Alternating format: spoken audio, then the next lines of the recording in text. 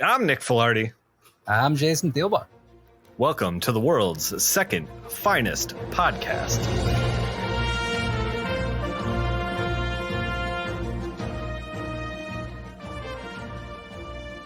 Welcome to the To Read Pile, where Jason and I tackle any other comic book we got laying around that we've been meaning to read, or a movie, or a book. Sometimes we read books, people. Like, come on.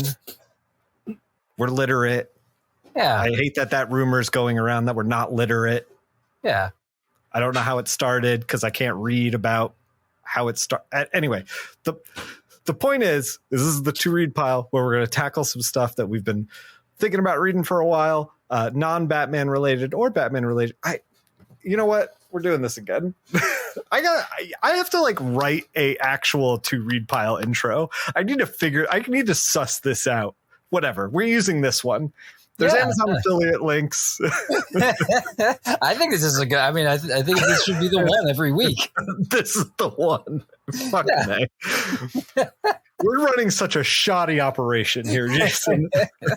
There's Amazon affiliate links for any of the books that we are talking about for this podcast in the description. But always visit your local comic shop first. Okay. Also, this show is on YouTube, youtube.com/Nickfil, where you can get pieces of art on all the books that we're talking about during your podcast. So if you prefer that platform or you want to see some art, check it out over there. Otherwise, strap in because we're about to find out what Jason's been reading. Jason, what are you reading? I've actually been reading. I thought that this was going to be a like phoning it in thing, for me. But then I was like, well, wait a minute. I have been reading Starman and I have been wanting to finish the series. And so I've been reading it more again.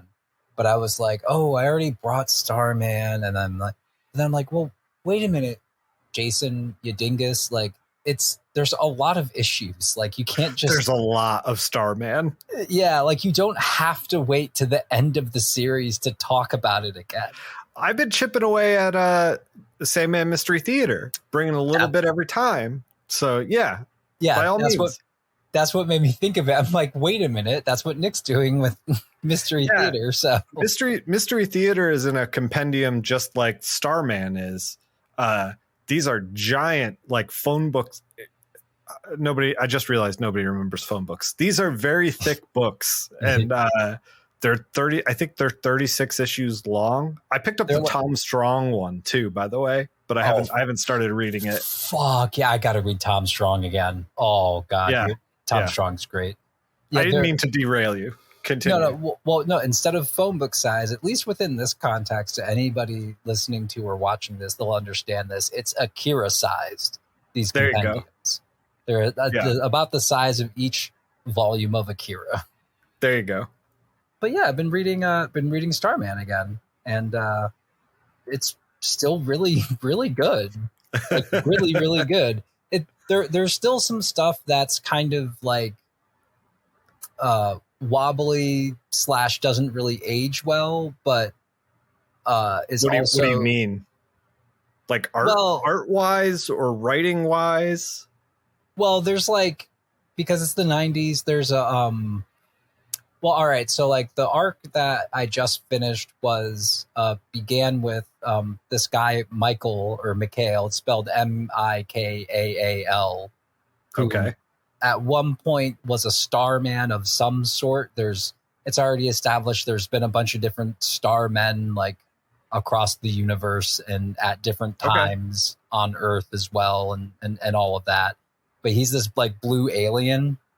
And when you first meet him in the series, you meet him in a circus, and he's like mute, and he's part of like a sideshow, But he's like super powerful, and in the middle of this arc, there's an origin story for Mikhail, which he apparently comes from, and this is all told in the 70s when he's decided to stop being a superhero and just do a lot of drugs and go to discos. Right. Which is fucking great. An attractive alternative to fighting in the street, for sure. Yeah. And he has like, no memory of like where he's from. And apparently he's from a race of alien people who have a biological need for conquest. Oh, okay. And was like supposed to like scout out and soften up Earth for them, but he turned on them when his lover, who had what they called a sickness, which was not the need to conquer and kill, tried to stand up for the Earth and save them, and then she was killed, and then he just decided to lay waste to their entire race because they came after him. Oh, some casual genocide. Yeah. So apparently this guy explaining this to him is like, yeah, we're the last two left. And then they fight to the death in each other's minds.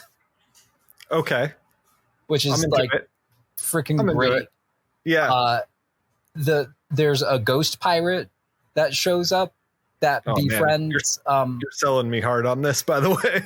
Yeah, that befriends Starman because he recognizes him of how much of a hero he is, and he's like, oh, maybe he can finally help me finish my unfinished business so I can move on. Yeah, sure. And he helps Starman out, and he's like in it. There's Batman shows up because there's a really nice Solomon Grundy story. Oh, really? Yeah, because in this, Solomon Grundy is like really, really nice and like sort of like a simple person. But just really a really sweet guy. And so there's been all of this tension on like what to do with him because a lot of the heroes, a lot of like the older heroes, like Starman's dad, like the original Starman, is like, yeah, he's been living with Starman's dad because they're like, well, he's not the guy who murdered these other people. Like he's very clearly something else because he's like a swamp entity. You know, this is my favorite version of Grundy, by the way. It's similar to Justice League Unlimited, where like Grundy like kind of had this weird relationship with Hawk Girl. Not a relationship, but like just like he kind of put a little trust in her and kind of stopped running amok. And it's just very, very enjoyable. It's just like good character stuff. Like, what do we do with him now? You know? Yeah. You get a great explanation into like all of those like different like facets. And it's like, you know, whenever he quote unquote like goes back to the swamp and revives, he's a different aspect of one of his personalities. That's a really interesting idea. Yeah. It was really cool. And the been enjoying a lot the character Shade that they use, who's essentially like a god. He's essentially like a dark god, and he can do whatever he wants. And there's even some earlier issues where it shows like, I don't know how many tens of thousands of years into the future, like Earth is like a distant memory, and he's like telling the stories of Starman, you know, of like like Shade's still there because, you know. Yeah, right. Oh man, I'm a sucker for those kinds of stories too. Ones where Hulk stories where it's like he's outlived like the planet and it's just like a rock floating in space and he's just like, well, I guess I'm just still here. Yeah. Everything else is gone. The heat death of the universe happens and the Hulk's like, well, guess Hulk is still here. Yeah. The character is written, even though he has these godlike powers, sometimes he's there, sometimes he's not, sometimes he cares, sometimes he doesn't. And I think it's written really well because it's handled really well because you can, if a character is God, you can do anything. But also like if someone was God, they might not care because this entity knows they're going to live for tens of thousands of years. So like, they can kind of pick and choose, you know? Yeah, it's just been really, really good. You got drugs, Starman fucks. Finally. Yeah. There's he literally so there's this harrowing thing that they do to try to save Solomon Grundy with they go into his brain. They have to employ the help of Batman because Batman brings a villain who's locked up in Arkham, who's like a plant-based villain who I'm forgetting the name of right now, who helps them like, you know, get into Grundy's mind to like save him, you know? And at one point, like the original person that was Solomon Grundy before, you know, he got turned into Solomon Grundy is like trying to like sow discord among there's Starman, there's the original Green Lantern who's now Alan known Scott. by Alan Scott, known by a different name, Sentinel or something like that. Yeah, because he's lost his ring in the 0 hour. Yeah, that's right. Yeah, so Starman, Alan Scott, Batman. The only reason I know it is because I read all those terrible Fate books, and he's in a lot of them. And those Fate books are not terrible. All right, on the record as pro Fate. But also absolutely terrible. Don't read them, but definitely read them. So one thing that didn't age well, but I appreciated the cleverness of it and what must have been really clever at the time. But he's trying to sow discord, right, among this group, and sure. And Batman's in this group, and they're trying to sow discord by asking Starman, the new Starman, who his favorite superhero is. And he's like, well, you know, because there's Alan Scott there, but then there's Batman, right? Right.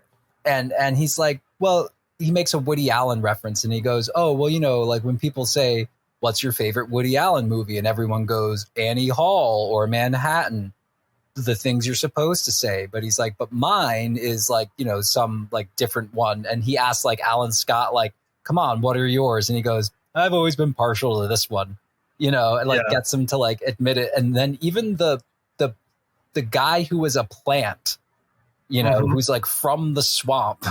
Yeah. Who has like, a favorite Woody Allen movie. Yeah. And they get to Batman. And of course, Batman's like, this is ridiculous. I'm not into any of that, you know, and like doesn't like this like Gen Xer, like yada, yada. But then at the end of the second part, like as Batman's leaving, he's like, actually, my favorite Woody Allen movie is Crimes and Misdemeanors. And he's like, I knew it. I knew you had a favorite. And so I'm like, all right, the whole Woody Allen of it obviously doesn't age well at all. Sure. Fuck that guy forever. Him being a sex pervert. Sure. Yeah. Okay. But it was a good gag. I'm still really enjoying it a lot. And I really look forward to like, probably after this, I'll probably put on some music and just read it till bedtime, you know? Yeah. So it comes in 2 compendiums, right? Or is it just the one? 2. I've been reading it online. I'm gonna pull the trigger soon on I'm just gonna buy the trades because the compendiums like to actually read them. Yeah. You know? Like I don't mind it. I'm such a hypocritical comic book nerd because I say this, but like, you know, I'm staring at a shelf with like Anders Nielsen's Big Questions. That's like 1,000 pages. Like Berlin. That's like it's 1,000 too big. pages. The compendium in my lap is too big. Yeah. I'm like staring at all these like giant Julia Wertz's Tenements, Towers, and Trash, which is also a great book. It's this huge like yeah. You know, okay. I understand your feeling of like I don't want to take out this giant tome and like read Starman, but the compendiums are soft cover and there's like no extras. So they're 36 issues, soft cover, like bound. They're made to be read, is what I'm saying. They're not hard covers. There's no ribbon in between them or anything like that. You know, right. Like does it actually fold open well? Because that's the thing that it does. All right. Yes. Because shout out to Jeff Smith. Jeff Smith, I hope you're feeling better. Yeah, man. For getting it done. I think I'd mentioned it before, but like I remember reading that when he did the full complete Bone collection, that he couldn't find any normal publisher of comic books, like printer of comic books, that would like do it because they're like, we don't know how to publish that many pages in one volume. That's crazy. And then he said he thought to himself, wait a minute, I bet someone who prints a lot of Bibles will know how to do this. Oh, really? Yeah. So he went to a printer that would like mainly print like Bibles and other like big religious books in various different forms of covers of hard or soft. That's really funny. And I'm like, that's such a good idea. Cause like, yeah, you want it like open in your hand. Like you want it to be readable. Yeah. I hate having pieces of story sucked into the crack and like you can't see it, especially when it's like a double page spread and the focus is in the middle and then it just gets eaten by the crack of the page, you know? I'm not an editor, right? And like layouts can be really tough, and I don't know how to square that circle of having an issue of a comic have a kick-ass double page spread, but the artist making it with like, it's going to be in a 32 to 34 or 22 page book. Yeah, right. Exactly. Not within like 800 pages. Cause like, by the way, I feel like I've been around a lot of people talking about Bone lately for some reason. Like it's just been, I feel like it's been constant, and I feel like I gotta jump back in. I haven't read Bone since I was end of college. Like it's been a long time. And I remember it being like one of the best books I've ever read. And I think it holds up. Like a lot of people are still talking about it in like, you know, hushed, reverent tones. So I don't know, man. I have my copy, my black and white copy, and you can get like the full Bone story for like $35, like black and white, shipped to your house. You don't have to get like all the, they recolored it, or they colored it for the first time in like graphic novels. So it's like many volumes, but like, man, for my money, it's the black and white stuff. Oh yeah. Jeff Smith's art is fan fucking tastic. But I think he also probably knows this, judging by the stuff he's published since, like Razel, which is really good too. But his stuff just sings so much better without color, you know? Yeah, it's tough to color for sure. You got to be you got to be very good at color to get it to work right. Yeah, it's kind of like Charles Vess, who I've always adored. Like if there's only like a handful of other people I've seen color his work other than himself, and like make it work. You know, and that's on the other end of like stylistically. Very different. Know. But didn't Charles Vess do the Rose one shot for Bone? He did. So still kind of connected. Yeah. There's a new stupid Rat Tales that came out that apparently has some amazing artists in it. And I never got the first one. I think that I had snootily been like, oh, well, the real Bone is this and all the other stuff's extra. They're just trying to cash grab me. I think I was just being a 20-year-old jackass.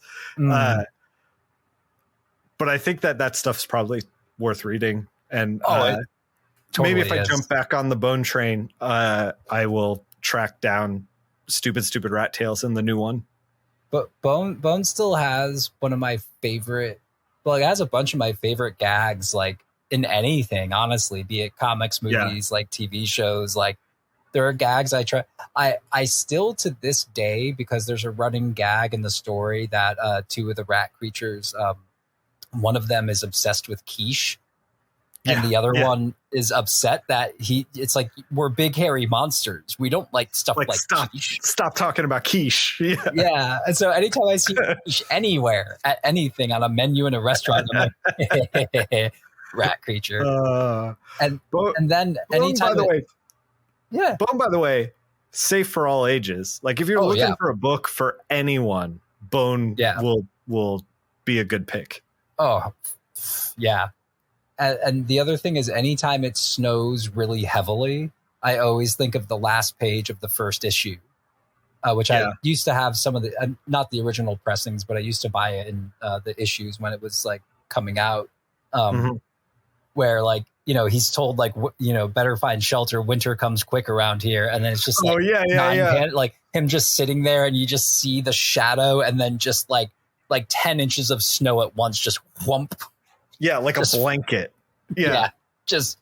I just love the beautiful timing of the shadow coming down. I'm like, expert cartooning. Oh yeah. Chuck Jones would have loved that gag. Chuck Jones would have given that like, yeah. But we kind of got off the reservation but Starman is what I've been reading. Okay. All right. Man, I gotta jump into some Starman stuff eventually. I have too much to read on my plate currently, but I'm like, someday I'm going to get around to Starman and I'm going to really like it. And I'm going to be like, Jason, you were right. And just real quick on the Bone thing, because I looked it up. I think a lot of people were talking about it because Bone first came out in 1991, and that was 32 years ago. But maybe there was something because of pandemic or something like that. There was like a 30th celebration of like. Could just be that it's a great book that anybody in comics is enjoying at all times. Yeah. And also Jeff Smith is a little bit of a like, he's someone I've always super, super admired because he not only is Bone this amazing, like, I'm sorry to be ranting about Bone right now. This amazing all ages book. I think one of the best American comics like made and like probably ever. It's got to be up there, honestly. Yeah, it's got to be up there. And he self-published it. Yeah. He self-published the whole thing because at the time, especially, there wasn't anybody who would have let him do this weird fantasy meets Carl Barks meets Pogo, Walt Kelly, like grand, like tale. And so the crazy man, the madman just did it himself. Yeah. Like, yeah. I mean, I'm sure he had like, I think him and his wife ran the publishing company and still do cartoon books, but like, yeah, like still like, sure. That's so badass. That's so like, because it's like, it's not even like, oh, my comic book's too dangerous. And like, like I gotta put it out. It's like, no, I want to tell this really fun fantasy story, but also I'm obsessed with Pogo and Walt Kelly and old Carl Barks, Scrooge McDuck stories. Yeah. So and I can't sell this to Vertigo, Yeah. They don't want any of this. They don't want any of this. Yeah. So, but anyway, that's enough about me and my shit. What about you and your shit? What have you been reading? Jason, you feel that, right? The chill in the night. The fog hangs unnaturally on the moors and or graveyards and or ancient long rotting insane asylum. Hang on to your nuts, because it's about to be spooky season. And yes, Jason, spooky season will take your nuts. That's widely known. What isn't widely known is what lurks inside. Not the nuts, of course. I'm talking about something else. Do you dare enter the House of Mystery?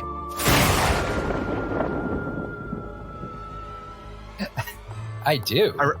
I read House of Mystery comics. Nice. I just not the nuts, of course. Like, oh no, yeah, those are long gone. Those are long gone. Spooky season has taken them. So I read some House of Mystery comics. I bought one of the things I'm trying to do as the year is starting to wind down is go through previous posts of like, I bought all these comics and see what ones I've bought this year, but I haven't read. I'm trying to like knock those off. So I bought a bunch of House of Mystery from a shop in the Tampa Bay area around Christmas last year. And then like most single issues, they get bagged and boarded, they get put in a box, and then I totally forget about them. So I was like, you know what? I'm going to sit down and I'm going to read these 50-year-old books. And I did that and I enjoyed them. And then I started digging into like House of Mystery in general. And bear with me, because I kind of want to go through some House of Mystery history here. Because I feel like it kind of parallels DC Comics history and also comics in general in like kind of a weird way. It's like a weird, because it ran for so long that it's this kind of odd thing. And I just wanted to talk about it. All right. So House of Mystery, for anyone who doesn't know, is a horror anthology series, and it started in 1951 with issue 1. Oh, damn. The Comics Code came out in 1954, so it's pre-code when it starts. Oh, so shit. Yeah, so they're doing werewolf stuff. They're doing like all kinds of stuff that like the code would not approve of. Yeah, I didn't realize it was that old. I always assumed it was part of like the sort of 70s comics like faux horror boom, you know, like Burn at the Touch of the Man thing and like all that stuff. No, I mean, it thrived in the 70s, and I'm going to talk about that in a second, but it started in 51 pre-code, which is pretty amazing. Yeah. So Comics Code came along in 54, and the series shifted to a more sci-fi kind of thing to keep the Comics Code on the books, and so that the industry would kind of self-regulate so that they didn't have the government coming in and regulating. It was a big moral panic with the Hays Code and the Comic Code Authority and all that stuff. We've talked about it before on this. Yeah. Frederick Wertham can eat a dick. Yep. Forever and ever. Mm-hmm. So it shifts to sci-fi stuff, robots, monsters at the center of the earth or space, that kind of thing. They're complying with the code. House of Secrets. Here's a little fun fact about the sister book to House of Mystery, House of Secrets. Issue 83 in 1970, they kind of pushed at the code a little bit unexpectedly, because Marv Wolfman's name is Wolfman. And they put in the credits for the book written by a wandering wolfman. And the code was like, we don't like this. You have to pull this. And they're like, that's his name. And so they started putting in actual like writer Marv Wolfman. And when you look back at some of these older books, a lot of them like don't have any credits at all, or like the artist will sign in a place and then you have to kind of like figure it out from there. And this was kind of, I think, part of the start of them being like, we just got to credit everybody. Like, let's just start putting credits in. Man, I'm just now realizing my severe hole in my comic book history. I really gotta fill that in. Let me help fill you, Jason. Yeah. So in the mid 60s, at issue 143, it switched to a John Jones book, a Martian Manhunter book. And then that ran for a little while. He had a backup in Detective, and that got pulled into House of Mystery. That ran for a little while. And then it became Dial H for Hero. It was the first appearance of the Dial and all that stuff. Are you familiar with Dial H for Hero? No. It's a relic in the DC universe that is a literal dial. It looks like a rotary dial, and you spin it, and it gives you a random superpower, as well as changing you completely into a hero. So like the hook of the book is that like a kid gets it, and he's like, he doesn't know what kind of hero he's going to be, and he's kind of like figures it out on the fly kind of thing. That's a fun idea. Yeah, it is a fun idea. Dial H for Hero started with issue 156. However, at 174 in 1968, EC Comics veteran Joe Orlando was hired by DC to take over as editor for House of Mystery. And he got his start as an assistant for Wally Wood in the 50s and started working in EC Comics. He gets first published work at EC Comics at $25 a page. He reprints some old horror stories for House of Mysteries 174. And then in 175, it's all new content. He added Kane the Caretaker, Kane and Abel being House of Secrets, House of Mysteries. Yep. He added Kane the Caretaker to the book to introduce the stories. Joe ends up leaving the book. So he started at 174. He leaves at 257. So he has a huge run. Yeah, I was going to say, that's a pretty decent run. In May of 81, at 292, Karen Berger becomes the editor. It's her first book she's editing. For people who don't know, Karen Berger ran Vertigo and then also ran DC for a time, like is instrumental for like more adult books happening in like the 80s. Also, Karen Berger was the editor and early champion, because it wasn't, you know, no one knew it was going to be as big as it was, of Sandman and Swamp Thing. Yeah, but Sandman, though, prominently features as characters Cain and Abel. Yep. Who live in Dream. It all connects. I wonder if Neil Gaiman always planned that, or at first started that as a little nod to Karen Berger and then was like, wait a minute, these guys might actually really... Yeah. That's fucking great. So that's the first book she's editing for DC. She starts to experiment with the format a little bit, and rather have anthologies. She starts a longer story called I ... Vampire, written by J.M. DeMatteis, who I worked with on Justice League Infinite, the tie-in for the Justice League book. Great guy. Yeah, I know J.M. DeMatteis. Well, I mean, I know his work. House of Mystery the run ends at issue 321, so it ran for a heck of a long time. Yeah. Nearly all of the regular anthology issues have a wraparound with Cain telling us about the stories and giving us 2 horror tales per issue. There's a letter column with Cain responding to the letters, and it's usually an editor or a writer at DC playing Cain responding to these letters, and it becomes very aggressive with each other between the people writing in and Cain's responses. It's very, very good.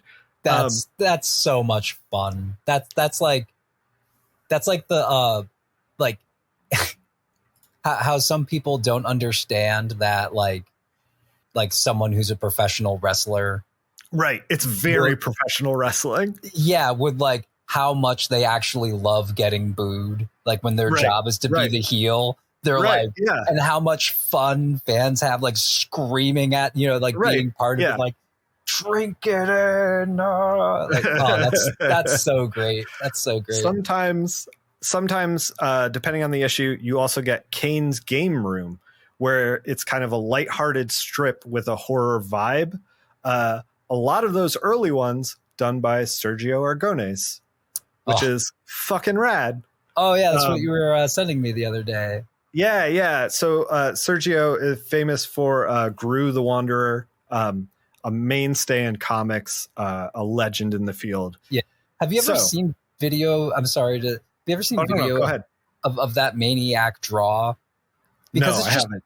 It's just penned straight to the paper. Oh, I believe it. He's been drawing forever. Well, I know, like I realize that, that's but like it's mastercraft stuff. Oh yeah, it's still amazing. It's still amazing. Yeah, totally. So let me tell you about various imprints and reprints and stuff in case you want to get a hold of some House of Mystery. The first issue got a quote unquote Millennium Edition reprint under Vertigo. I assume that I don't know when that got printed, but they just reprinted the first issue. I will say that if you are tracking down that first issue, it's extremely wordy. It's 1951. You got to keep in mind that comics as a medium is like 20 years old, because it's a lot of text, a lot of explaining what's happening on the page. Yeah, that happens for a while in comic books. Yeah. In 1986 and 87, DC puts out a spinoff called Elvira's House of Mystery, where she takes the role as Cain and introduces the story. Issue 3 actually dropped the comics code because of quote unquote significant implied nudity. DC did not consider this issue a success. However, they were experimenting around the same time, dropping the code elsewhere in Swamp Thing and The Dark Knight Returns and Watchmen.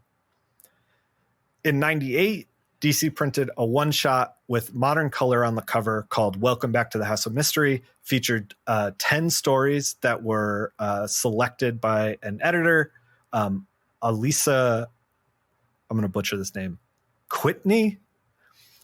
And then featured a Kane wraparound by Neil Gaiman and Sergio Aragonés. So that is worth tracking down. Sergio Aragonés, he draws Cain and Abel. He draws The Phantom Stranger. It's very enjoyable. I read that one. It's really, really great. I didn't read the 10 stories within it, but it's a thick single issue that yeah. I want to see Sergio Aragonés just redraw all of Sandman. Same dialogue, same. Jason, I'd probably like it better. I probably would. Anyway, in 2006, DC started to reprint the series under the Showcase banner.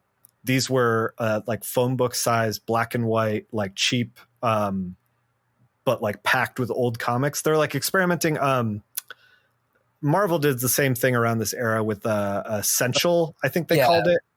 Yeah. So it was like Essential Fantastic Four Volume 1, and it was like all the Kirby stuff, you know, when he was getting started on the run. So DC's doing this with the Showcase banner. This is your best bet to like getting into the series on the cheap, because it's 3 volumes, and you get from issue 174, when it starts being horror again and Joe Orlando takes over, to 226, which is most of the Joe Orlando run. He ended 257, so it's missing like 25 books. The House of Mystery John Jones stuff and the House of Mystery Dial H for Hero stories also got reprinted under Showcase, but not under House of Mystery. They got their own. It's just like Dial H for Hero Showcase. You know, they rebooted House of Mystery in 2008 with a 42 issue run with 2 annuals written by Layla Sturgis and Bill Willingham. In 2011, the Steve Ditko Omnibus, Volume 1, included some House of Mystery stories that he did. In 2012, the I, Vampire stories from House of Mystery 290 to 319 were collected in an I, Vampire collection. And then in 2020, DC collected 7 issues of House of Mystery in a book they called DC Through the 80s, The End of an Era. So those are all the reprints. If I were to give anyone advice who wants to get into this horror anthology, I think tracking down the Showcase ones is probably your best bet. They're out of print now, but they're not expensive. They're like $30 a pop. So let me talk about what I read. I told you to strap in, and I meant it, because like this is a lot. Because every single issue has like multiple artists. I had to like hunt down credits because some of these like just didn't have credits on them and stuff. So strap in. I read issue 179 that came out March 1969. This is considered a key issue because it is the first professional work from Bernie Wrightson. Covered by Neil Adams. Welcome from Cain by Joe Orlando. Sour Note is by Eel Nelson Birdwell and Jerry Grandinetti. I'm just realizing now I'm looking at like an entire page of like just credits, like literally an entire page. I don't know if we should get into all these. I don't know if that's good audio. I don't think you need to. I mean, I think let me just pick out some that I liked. How about that? Yeah. So out of that issue, The Man Who Murdered Himself, written by Marv Wolfman, drawn by Bernie Wrightson, first professional work from Bernie Wrightson. Goddamn. Yeah, it's a story about a man who like murders himself in order to create fake identities because he has this house that like has a curse to it. So he's like evading the curse by changing his identity and murdering himself, basically. It's very, very enjoyable. I read issue 220, came out December 1973. The Hunter by John Albano and Alex Nino. Are you familiar with Alex Nino at all? No, I don't think so. He is a legendary, I think, Filipino artist. And I noticed that Joe Orlando is pulling in a lot of non-American. I don't know if they were American or not because we live in a melting pot, but like he's pulling in a lot of artists from a lot of different backgrounds, which I really loved. The Hunter is a book or is a story about a guy who hunts a bunch of big game and then he gets bored of it. And so he gets into demonology and he starts hunting demons and he like meets the guy who wrote all the texts that he's using to hunt demons. And he's like, we're going to go kill the devil. And so they go to hell. So it's big game hunter versus the devil. Get in, loser. We're going to go kill the devil. Kill the devil. Exactly. Alex Nino does these dreamlike, it's beautiful, beautiful art. Dreamlike stuff, a little Vambode like inspired. Oh, yeah. I was just looking at some of it. That looks great. And I was gonna say though, like, just I think credit to like because Orlando like was Joe or Jordan. I'm already forgetting. Joe. If he came from EC and especially like came up under Wally Wood, like EC, like one of the reasons why the rest of comic book publishers fucking hated them because, well, they were outselling all of them at the time at their height. Yeah. But also, like, they had the best artists because their editors and people who worked there and their publisher knew talent and knew how to get it, and like knew where to look. And so, like, it's not that shocking to me that like even at this time, like Joe Orlando's pulling in some quote unquote unknowns. He's like, let's give Bernie Wrightson a shot. Let's give Alex Nino a shot. Yeah, and because he's probably like looking in, because he's probably also like a huge fan of comics still, and is like reading comics from this place, from this country, from that country. Like even if it doesn't have like words he can understand, he just wants like, I don't care if it's in another language. I want to, so it's just not that shocking. But this guy's art is freaking fantastic. Yeah, very very dreamlike, and also he's the issue that I read was December 1973, and it's like, man, people were like putting some fire down on the page in 1973. It's like, we have no excuse for the 90s. Like, what happened in the 90s? It should not have happened. We knew better. Yeah. The 90s were a time. Anyway, I also read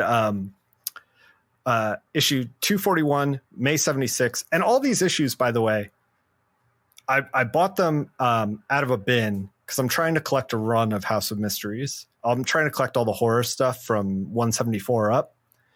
And so I'm buying them at chunks at a time whenever I see them at a show or whatever.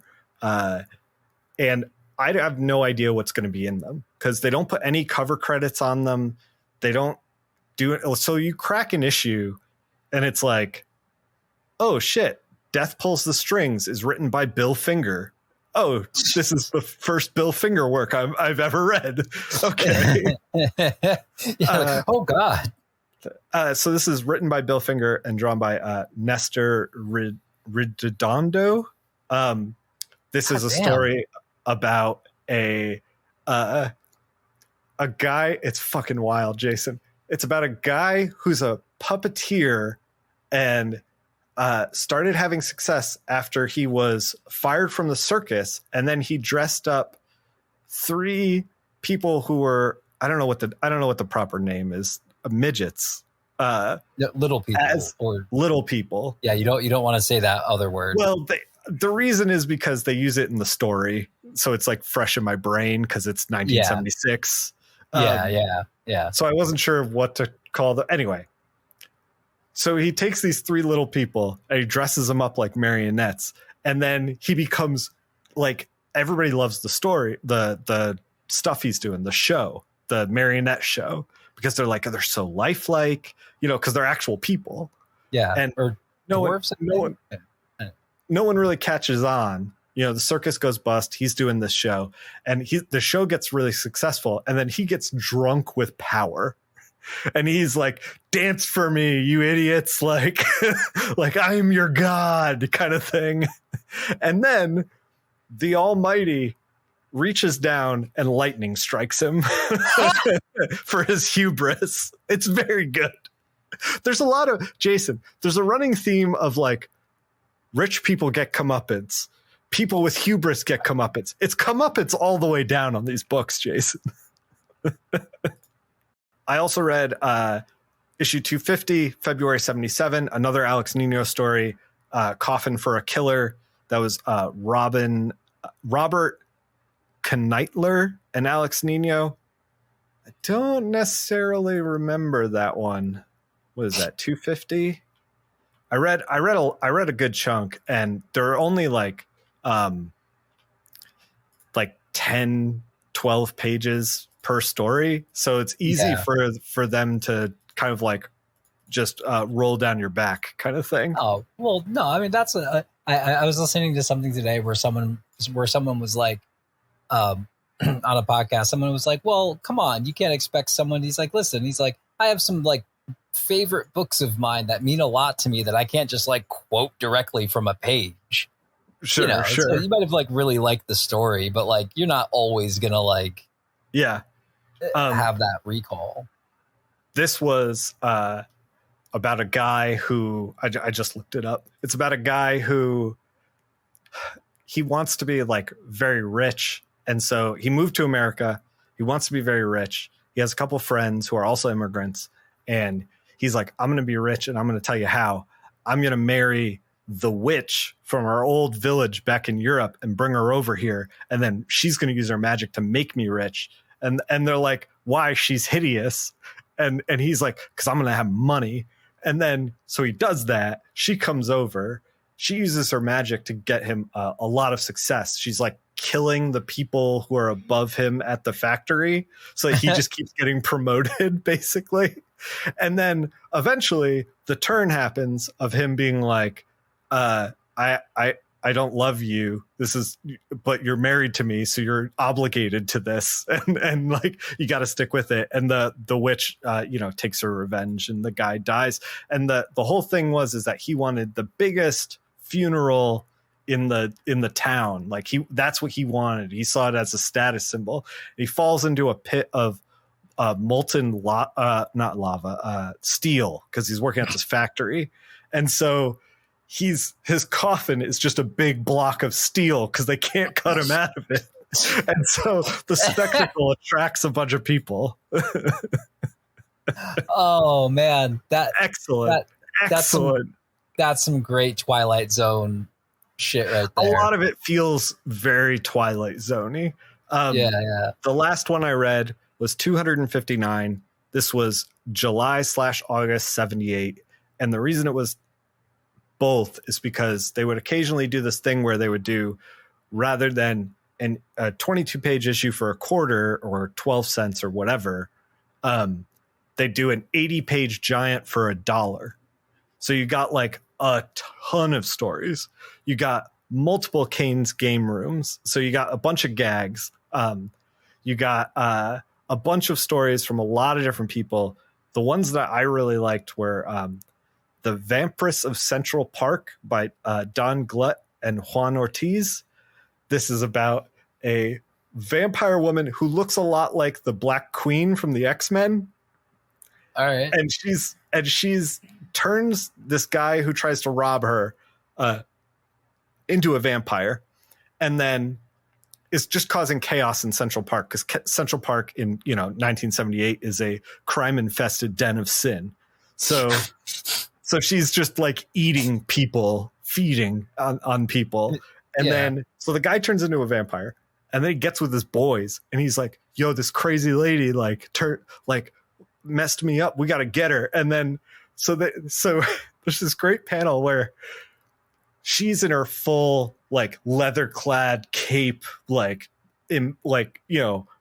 confident woman, what we do in the shadows get up. Yeah. Bondage gear, basically. And then The boys roll up and he's like, that's the woman that like kicked my ass. Like, we got to get her. And then one of the guys is like, man, that's the hottest woman I've ever seen. It's so good. It's so good, Jason. So it's just guys being dudes, man. It's just guys being dudes. She kills, fights him off. The guy turns and he's like, I'm going to stake you. And she's like, nuts to that. She turns into a bat and leaves, you know? And then he's like, wait a minute. What am I supposed to do? Sun rises, dude melts. It ends with cops being like, I don't know what the fuck happened here. The last one I will bring up is Jack of Diamonds. This is by Bob Toomey and Ruben Yandok. This is also in that double issue that has the Vampiress of New York, 259. This is a guy who has a gambling addiction, and his wife has an inheritance, and he's basically spent the last of it. And he's like, oh, this was like a sure thing, like gambling. I had a system, you know, like. And then the devil comes to him and is like, you want to sell your soul? And he's like upset because, you know, he lost the last of the inheritance and his wife is going to be destitute, and he cares about his wife, but he has this addiction. So he's like, I just want to be able to win back the money that I lost, you know? And the devil's like, I'll make it so you win every time at gambling. You'll win every time. And he's like, sweet. And he's like, what'll it cost me? And he's like, your soul. And he's like, sweet, I'm in.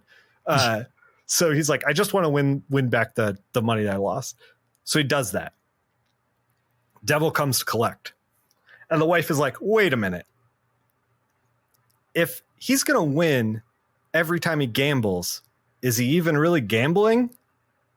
And the devil's like, a technicality, you got me. He's free to go.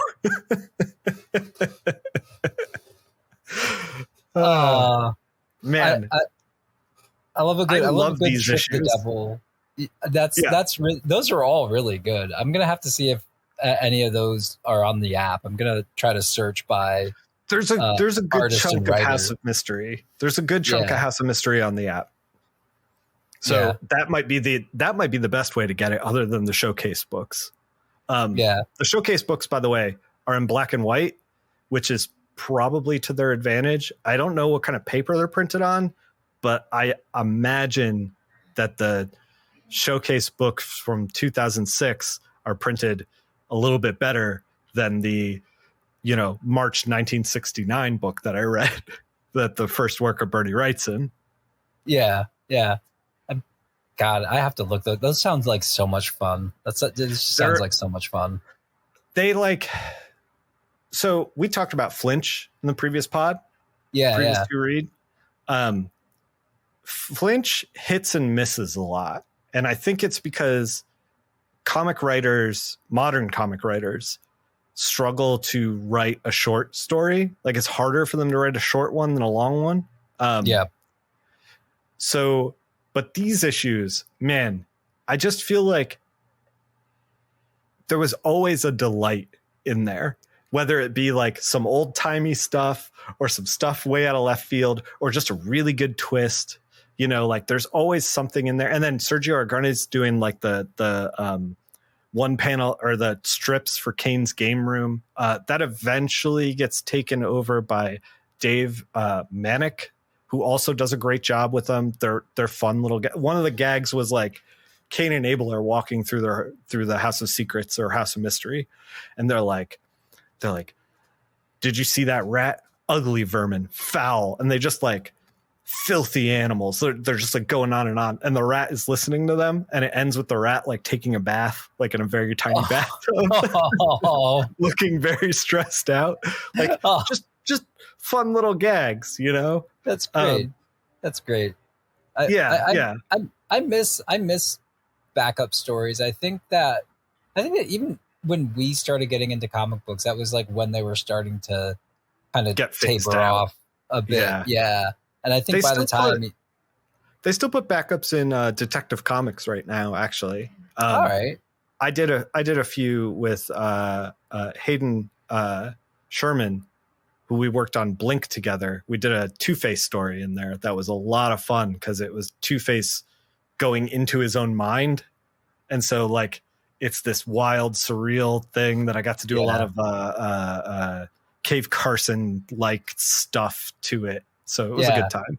Fuck yeah. Yeah, I think also, and now I'm kind of catching myself though too, because like I think the other thing is that like, you know, when House of Mystery and House of Secrets were coming out, like comic books in America as like an industry, as a market was like way bigger, and so you could have like a few books with like, you know, oh, you're the editor on this anthology series that's going to run for 300 issues. Right. It's a different time for sure. Yeah, because like I'm sure it was never like their best selling book, but like they probably looked at it for like, you know, it ran that long because they're like, yeah, all right, it's making us money, you know. Right. It was like it's not losing money, so we're going to keep doing it. Yeah. So like with like the market being like so much smaller now, there's just like not as much space to like go out and like get that and like get like writers who will write stories like that, you know, or right. I felt like the hits versus misses were far better for this than anything modern that I've read that's been like a quote unquote horror anthology, except for maybe the Silver Coin was pretty stacked with like, but that was like single stories per issue, so they had a lot more room to play. Like what I was saying with Flinch is really hit and miss. Like the Bruce Timm story is excellent. The Jim Lee story is not very good. And I don't know. House of Mystery it works for me. Also, little quick little addendum to reading House of Mystery. When you open up those bags with newsprint comics from 1973, they have a smell, Jason. They have a newsprinty smell, but also a smell of like time. You know, I love that smell. Used bookstore smell. Yeah. Fucking love that smell. So when I was getting through the 80-page giant, it might have been 100 pages. Now that I'm thinking about it, I can't remember. The big one. It's a lot of text, so I'm like putting the book down, and it's old, and I don't want it to get ruined, so I don't bag and board it because I don't want to lose my place. But I'm like setting it gently on like a table out of the way so that like it doesn't get, you know, the dog doesn't get into it or whatever. And it made the room in my home smell like newsprint. It was like Shannon walked in, was like, "What is that smell?" And I'm like, "That's comics, baby." Wake up and smell the comics, man. Hell yeah. And literally, this pod is going live the last weekend in September, the last Sunday in September. So I figured, why not amp into spooky season?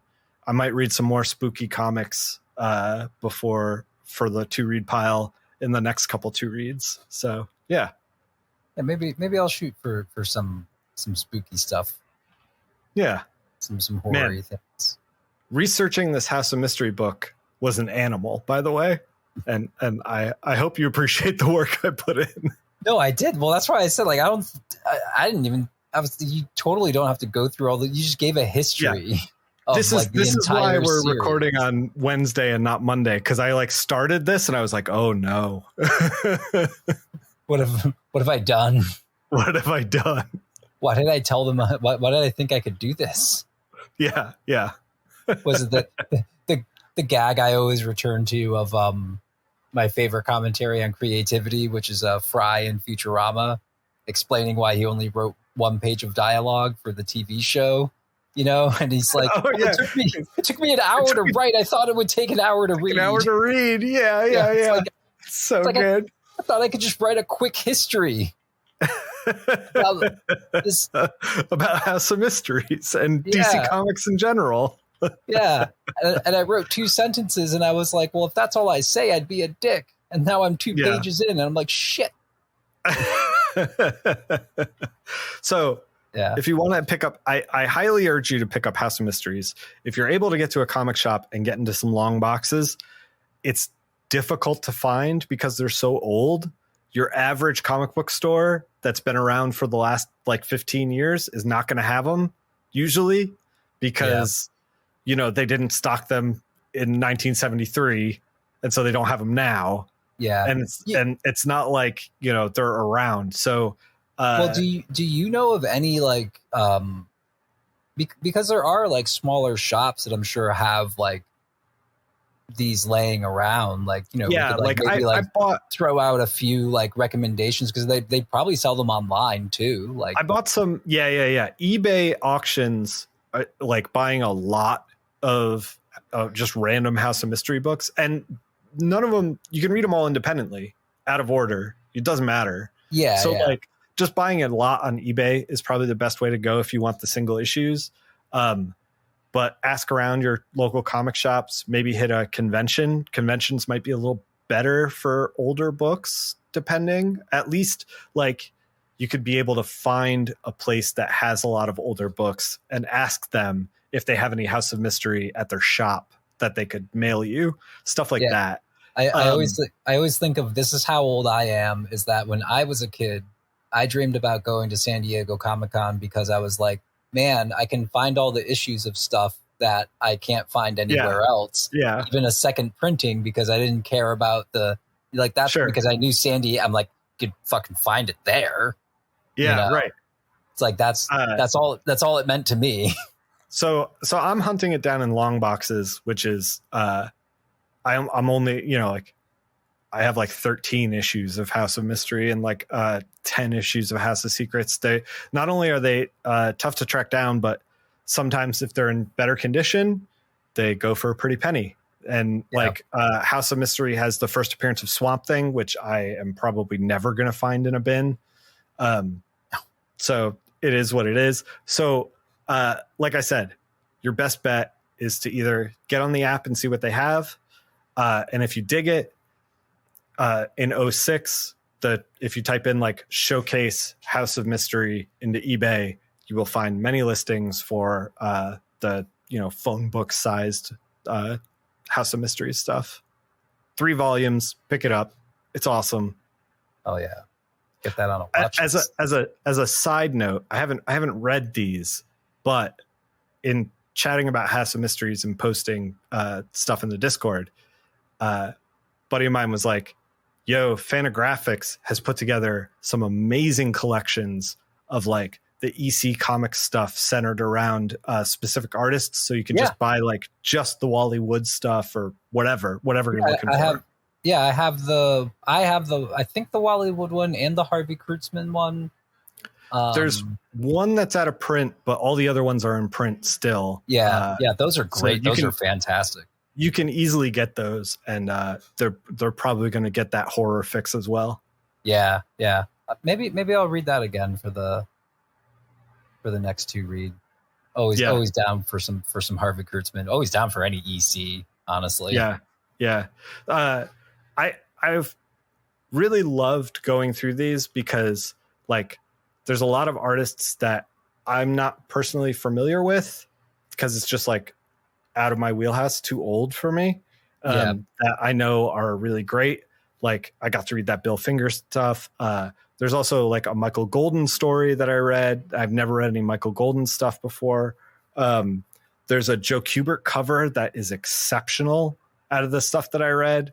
Joe Kubert, this cover, man, it's 2 people investigating an open sarcophagus in like the distance, and then the mummy lurking in the darkness in the foreground. And the way that he drew it, it's almost like he cut the cover into 2 panels. So it told a story. It's beautiful. God damn. Yeah. Joe Kubert, turns out he knew how to make comic books. Yeah. Who knew? Who knew that Who Joe knew? Kubert was a really, really good artist? Well, that's all I got. I just been chipping away at some House of Mysteries and trying to read the comics that I've been picking up since last year. Well, I just wrote a little history of this book. You know. No Sandman Mystery Theater, no extra stuff, just House of Mysteries all the way down. Yeah, well, I mean, thank you, because I would have felt like a piece of shit if you were like, okay, with that out of the way. So here's the synopsis I also wrote about Sandman Mystery Theater. And this biography I wrote on Matt Wagner. I'd be like, no, all right, man, fine. I'll step up my game, I guess. Yeah, Jesus. Oh, man. Yeah, I'm looking forward to reading more House of Mysteries and more House of Secrets and trying to find them in shops. I'm trying to find them. I'm trying to not go on eBay and only like pick them up in the wild. But I don't know. At some point, I may just have to grit my teeth and get on eBay and just pay some eBay prices. Yeah, you can probably time it. You know what I mean? You can be like, oh, it's been this long since I've been like near a shop. Sure. So like you can justify like. And plus, if you're buying on eBay, you might be buying from a shop from somewhere. Yeah, that's true. And I've picked all the shops clean in my area, and that's kind of the problem. Is like now it's like, oh, I have to put 100 miles on my car if I want to buy like 6 comic books. You know, in perfect spooky fashion, I'm just imagining you as like a vulture, just outside of like a comic book shop. Just staring in. Yeah, shuffling around a little. Yeah. They come over with a broom. They're like, you already got all the House of Mystery. Get out of here. Get out of here. Get. Yeah.